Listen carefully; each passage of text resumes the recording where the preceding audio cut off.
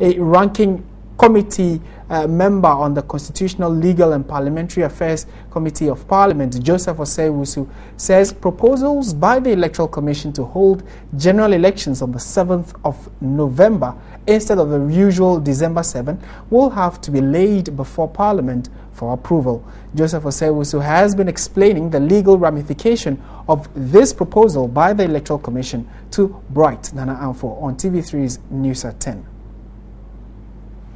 In moving the voting date from December 7 to November 7, do you see any legal ramification? Do we have to get Parliament's approval? What exactly do we have to do legally? Well, you see, the election calendar and the notice of election, native of poll, all are by constitutional instruments. The Electoral Commission's work, setting of dates, and every activity that they have to do has to be backed by law. And the law they are enjoined by the Constitution is by constitutional instrument. A constitutional instrument must necessarily be laid before Parliament and must lay there for 21 certain days before it matures. That's where Parliament comes in.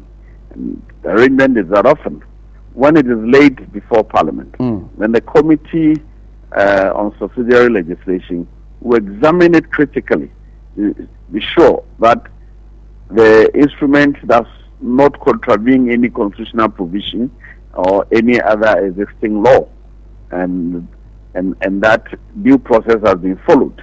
When it passes the scrutiny, then the committee will recommend to the House that it has been duly laid for 21 days.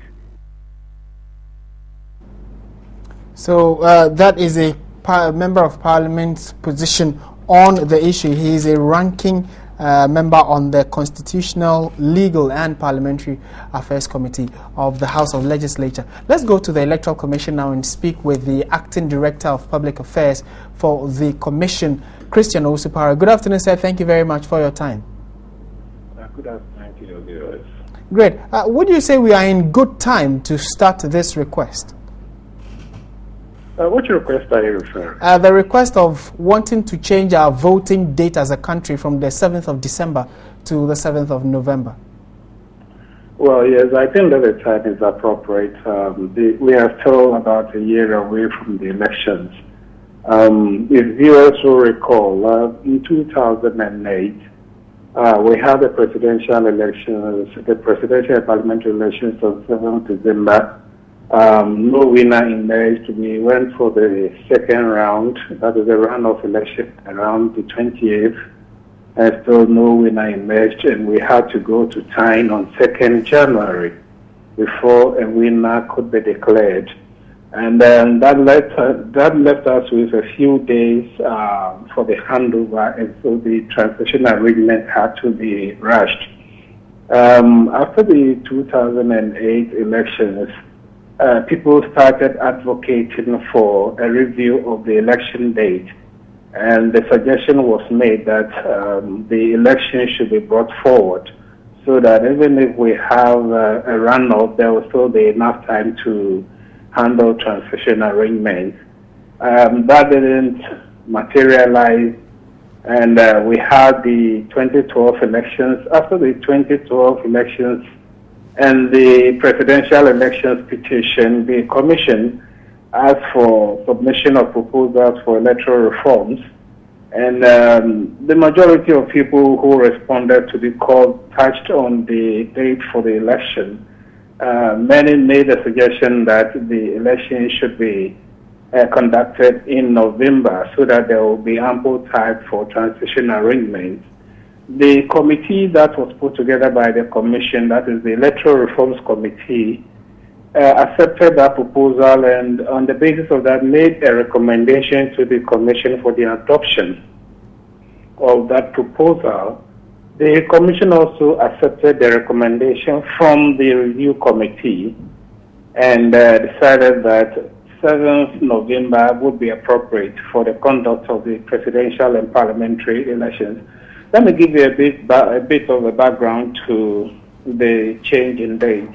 Right. If you look at the constitutional provision on the conduct of the presidential election, it says that the presidential elections, the processes for the conduct of the presidential election can start as early as 4 months end of the tenure of the president and not later than 1 month before the end of the tenure of the president. Okay. In the case of the parliamentary election, Article 112, Clause 4 of that Constitution says the parliamentary elections shall be held within 30 days to the end of the tenure of Parliament, which means that as the law stands now, we cannot hold parliamentary elections before 7th December. Okay. And so if we want to bring the parliamentary elections forward so that we'll be able to hold both the presidential and parliamentary elections on the same day, Okay. then that particular provision of the Constitution has to be amended. And we are told that the provision is not an entrenched provision, and so can be amended by an act of Parliament. Yeah. So with the acceptance of that position by the Commission, if Parliament is able to amend that particular provision of the Constitution, then the way will be clear for the conduct of the elections on 7th December. All right. We also have been joined on the line by a political science lecturer with the University of Ghana, Dr. Evans Agredako. Doc, good afternoon for your time. And if you can just hold on for us, Mr. Osupari, so we can pick the thoughts of both of you. Dr. Agredako, how does this sit with you? Would you think there are any concerns considering the fact that we want to move as a nation to the 7th of November instead of the December? Yeah, thank you very much for the opportunity, and good afternoon to your viewers and listeners. I think that there have been serious concerns with the December 7th, the holding of the general elections on December 7th. The argument has been that it put too much pressure on the system. You understand? Very close, to the handing over in January 7th. In the event that you have a runoff, and we've had two of such cases under the Fourth Republic already, in 2000 and 2008. But even in 2008, because we had to even go to 10 after the runoff because it was not conclusive, we realized that it had barely 3 days to hand over. You understand? It puts undue pressure. For me, it is messy. It's chaotic. And therefore, these were the concerns that this really activated or motivated people to argue that why is it that within the constitutional framework, we have 4 months to be able to hold, general elections? Why would we, spread ourselves too thinly? Why would we put so much pressure on ourselves and push the date so close, as to have it in December 7th. Okay. So for me, if we now deciding that, look, we can have it in December 7th, it's good for all of us.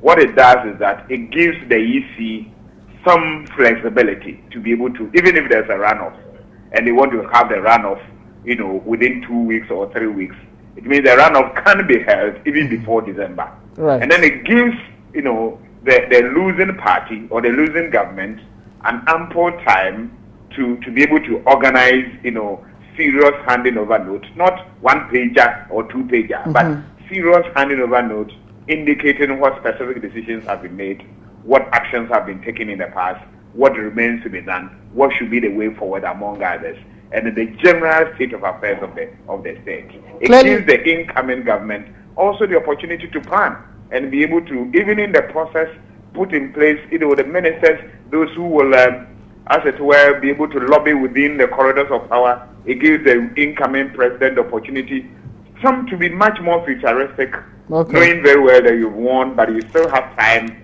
to be able to navigate your way out and put a team that is capable of hitting the ground running. Okay. You know, because the problems of the day would not wait for you to come in, and then you are engaging in try and error among others. So you should be able to hit the ground running. Yes. Okay. I'm deducing from the various political parties and from persons like yourself that it is the right decision to go. But do you foresee any challenges whatsoever, or it is just an issue of following due procedure? No, it is pragmatic. It is workable. That is what works. You know, in governance, as far as governance is concerned, you are also very much interested in procedural matters, but at the same time, you are also very much interested in what really works. Okay. The snag, the difficulty will be that how do we constrain a losing president from perhaps committing the nation? You understand? Doing very well that you've lost elections, and let's say you have 2-3 months, let's say 2 months to hand over.